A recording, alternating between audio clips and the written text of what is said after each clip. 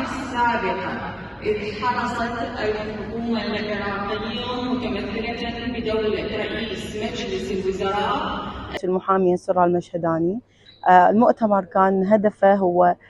تقوية دور المرأة في المجتمع وصياغة القوانين المنتجة والمدافع عن حقوق المرأة بما فيها جميع القوانين، وإن شاء الله كان مؤتمر ناجح للرقي والارتفاع بالمرأة العراقية. التوصيات المؤتمر أنه نخلي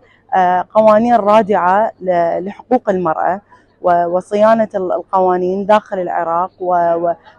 والحد من العنف ضد المرأة العراقية.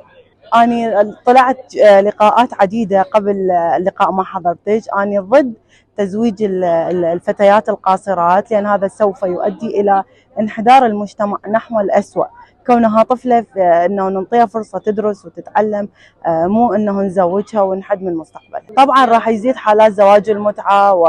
والطلاق في هذا المجتمع. يعني هذا القانون إذا أقر سوف يأتي بالمجتمع على الهاوية. يعني أتمنى أنه هذا القانون ما يقر، قانون 57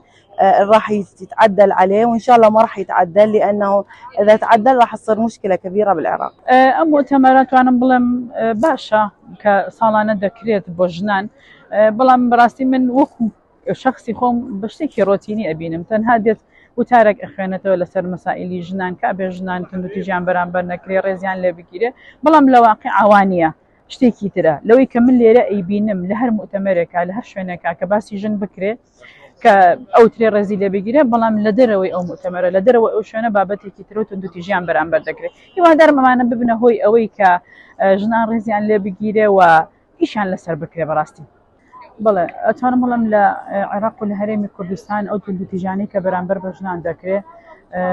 نقل لعراق بخمو دنيا تندو تجي برامبر بجنان دكري هلا ميجو تاوكي استابر دوامي هي بلام أوي كم قصيلة سركين هرم كردستان بتايبت وعراق كاتوانم بلام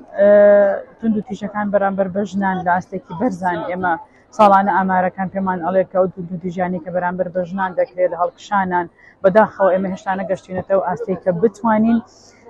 لاني كم هم أو تندو تيجاني كبرامبر بجنان دكري أو جنان دكوجري إهانة دكري لروي دروني ولا روي جستية ولا روي كوملايتي ولا هرب وارك كتب بيجري برامبر بجنان دكري أجت بابي تندو تيجي ونتوان راوا وكو خوي حقي في بدري وأواني كتندو تيجي برامبر بجنان كان بس زي خوان بجن أما شوي كردوه كبراستي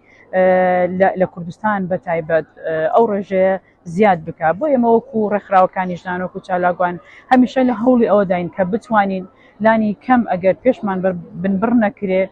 تندو تيجا كان كم بكري نوع كصالانة أمارة كان لجياتي ويكبروا هالكشان بتشن برو داكشان بتشن وجنان بتوان بما فكاني خوان بجن بما فسرتها كاني خوان بجن أويك بيويستي أنا بوي عن جب كري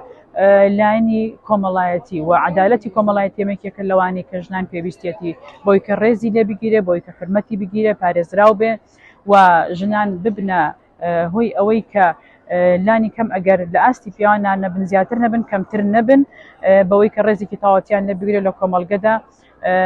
يك من لواني كبطاوتي بما فكاني خوان بجن.